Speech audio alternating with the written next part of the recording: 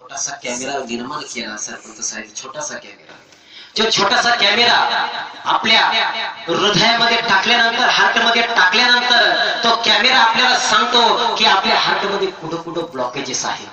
छोटासा, अगदी अगदी छोटासा छोटासा कॅमेरा विज्ञानाने निर्माण केला, छोटासा, विचार आपल्या हार्ट मध्ये टाकला जातो आणि आपल्या हार्ट मध्ये कुठं कुठं ब्लॉकेजेस आहेत, कुठं कुठं ब्लॉकेजेस आहेत तो आपल्याला कॅमेरा सांगतो।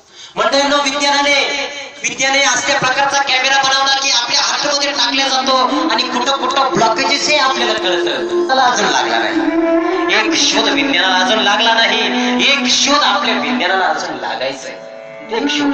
बघा बघा मंडळींनो, जेव्हा आई बाळाला जन्माला घालते, जेव्हा आई आपल्या चिमुकल्या तांदुल्याला घालते, त्या छोट्याशा बाळाला जन्माला घालते, एका बेडवरती आई झोपलेली असते, त्या बाळाला बाळातीत गुंडाळल्या जातं, आंघोळ घातल्या जाते, त्या बाळाला बाळातीत गुंडाळल्या जातं आणि त्या गुंडाळलेल्या बाळाला त्या माऊलीपाशी आणण्यात येतं, त्या गुंडाळलेल्या बाळाला त्या माऊलीपाशी आणण्यात येतं।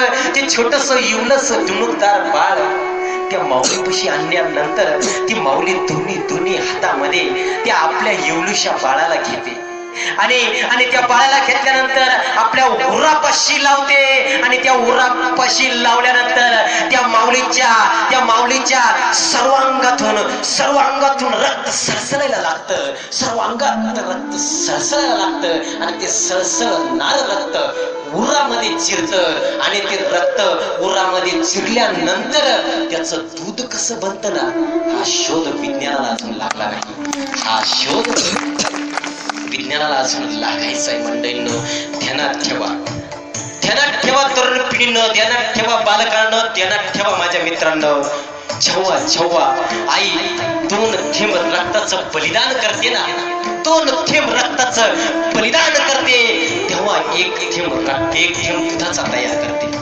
2 थेंब रक्ताचं बलिदान केल्यानंतर एक थेंब दूध आपल्या त्या लेकराकरता निर्माण करते।